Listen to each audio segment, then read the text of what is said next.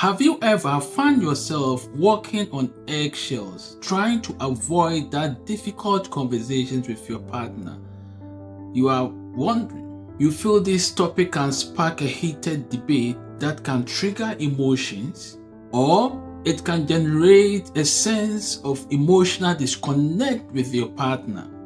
Difficult conversations are inevitable in marriages and relationships, and trust you, they are the ingredients you need to succeed and thrive with your partner in building a strong relationship. It is usually not about the conversation itself, but normally how we handle the conversation or how our partners respond to the conversation. But how we handle the discussion can make or break our connections with our partners, or vice versa. How our partners respond to the conversation can be a breaking point to the relationship. In this video, I want us to dive into the techniques and strategies that will enable to have the confidence and empathy. My name is Eric Haven. This is my channel, the Building Relationships and Marriage Network, that is BRAM. Here, our aim is to mend broken hearts, mend broken relationships, and join couple together. We are here to learn from each other. If you haven't subscribed to this channel, kindly hit the bell notification channel, so that whenever we post a new video, you'll be the first person to get the notification. Kindly also share to your friends and loved ones so that we can all learn from ourselves. Feel free to share your views. If there's a topic you'd want us to address, kindly put the topic in the comment section. You're all welcome to express your concerns and share your comment in this video. A friend of mine had to abruptly go back home from work to pick some few things. Suddenly, he chanced upon his wife having an affair on their matrimonial bed. Instead of confronting them, he silently and secretly went downstairs and stayed there for a while, weeping and sobbing. He managed to gather himself together, picked up his phone and called me to meet me. When he came to me, my response to him was simple. Why didn't you let her know that you had seen them? But he secretly and silently departed from the scene. Well, maybe several emotions were running through his head, and the best he could do was to avoid a scenario where he could hurt them, because in that state he may not be in the right frame of mind to control his emotions. To avoid the worst from happening, he had to depart from the scene. This to me is an excellent way to avoid the situation from escalating, because catching your partner in an affair with somebody on your matrimonial bed, the worst a person could do may even to harm himself or harm them. So leaving the scene was a good option. But another thing that I believe he could do was to bring up the issue in conversation with his wife. It's a difficult discussion. These are some of the challenges most of us are having. Bringing difficult situations, sensitive issues to the attention of our partners. To some of us, we believe that these sensitive topics or these difficult conversations could be a breaking point to end the relationship. Some of us are scared of the responses of our partner. It may be a habit, it may be an attitude, it may be their lifestyle, or it may be an issue that you want to be addressed. As couple, there may be sensitive issues that are bothering you. They may have said something that are hurting you, or they are constantly doing certain things that are causing you to lose oxygen in the relationship.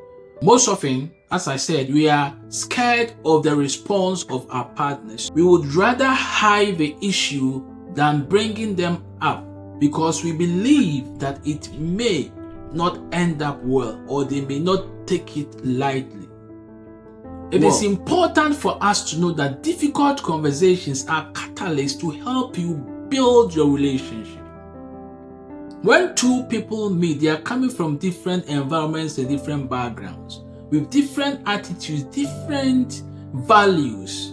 I understand that the couple must align to be able to accommodate each other, which calls for compromises and lots of sacrifices. But it shouldn't be at the backdrop of neglecting sensitive topics to the background. Because when you keep brushing issues under the carpet, it's only just a matter of time before one couple will blow up. And that would be the end of the relationship. It is important to know that couples who are fighting today, couples who are divorced today, or couples who hate each other at the present time were once having sparks in their relationship, were once lovebirds, were people who could not do without each other.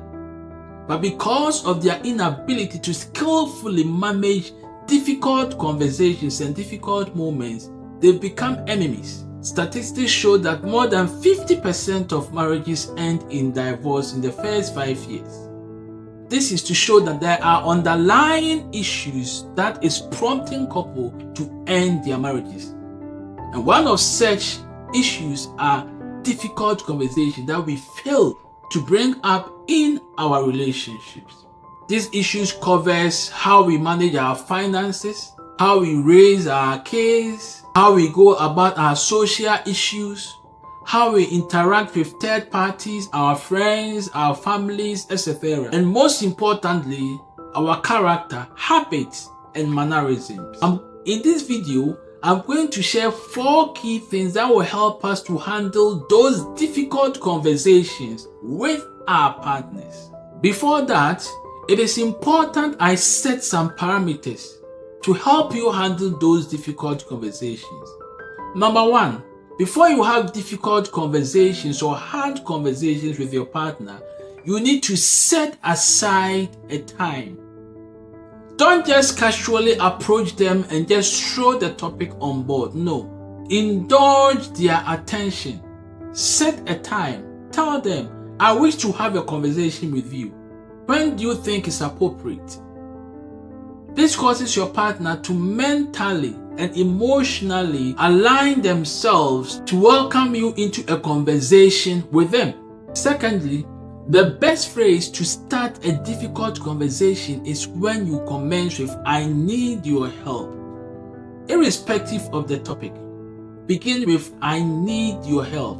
Never begin a difficult conversation by asking your partner, how are you? Or how was your day? No. The moment you ask them, how was your day, they are going to spiral into their day's activities. And before you could say Jack, you might have dropped the hammer on the sensitive topic you want to bring across. But when you start straight away with, I need your help, with, let's say, I need your help with helping me to manage our finances well.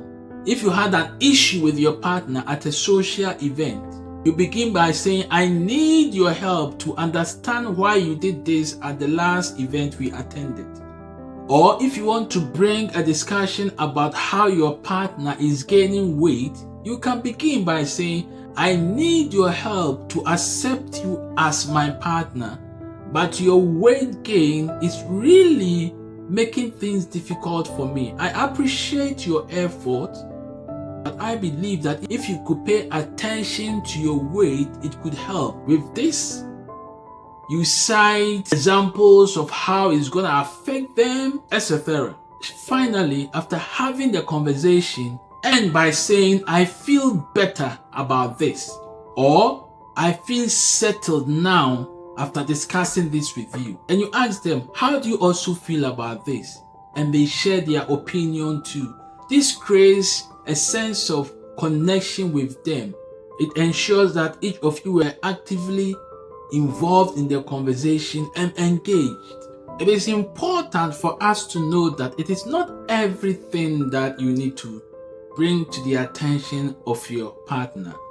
There are some issues that, to me, you could easily ignore and not bother your partner about them. Issues that concern their mannerisms and their habits, which can change with time.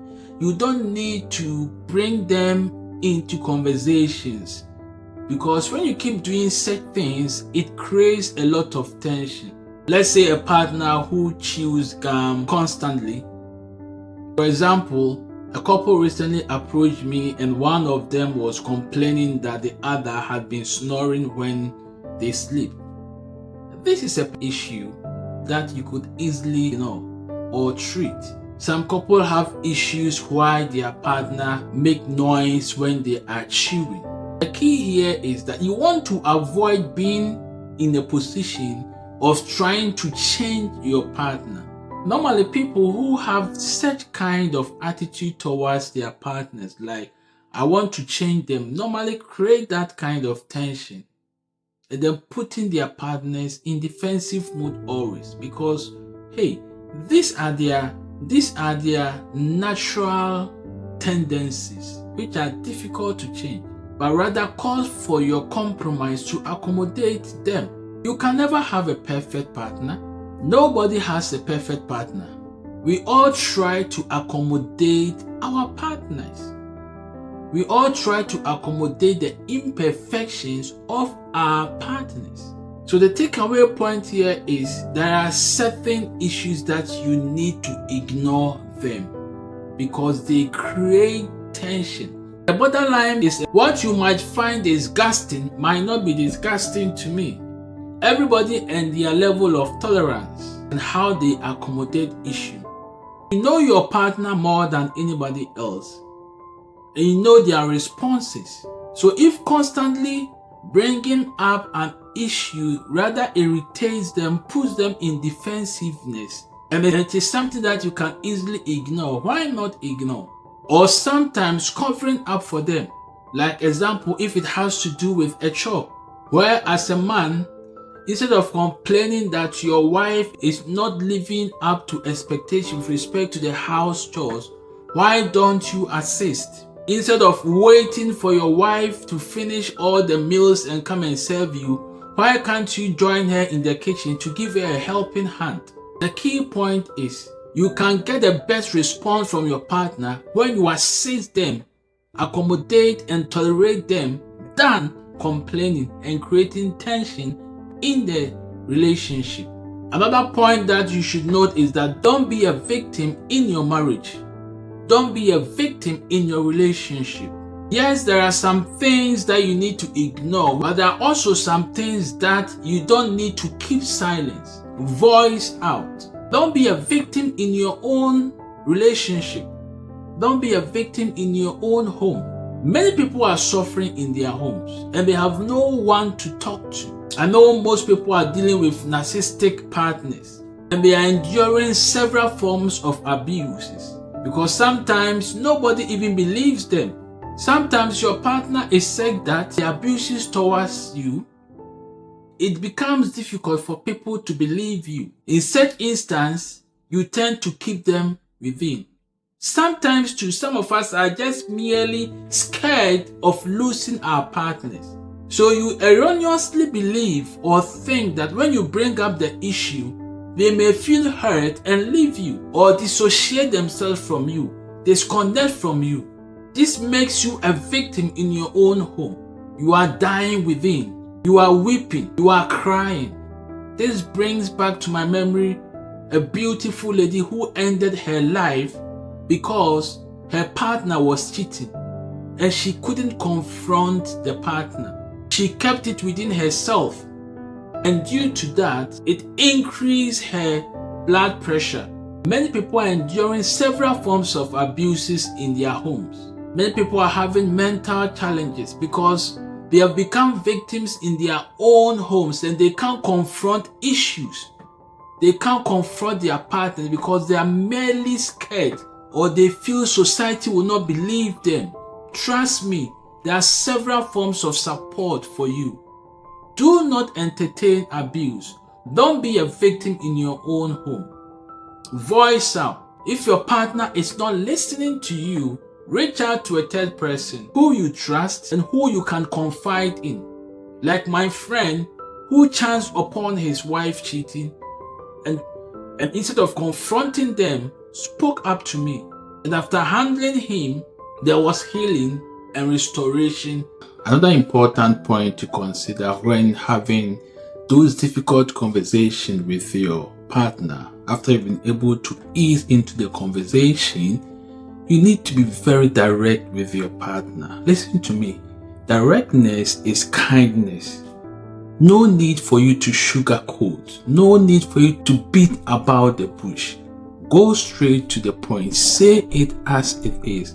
If it has to do with their hygiene, let them know. Whatever the issue is, if it's about how they spend, if it's about how they interact with people, if it's about how they meddle with the opposite sex, whatever, the key is you are not supposed to keep things within you, boiled in you.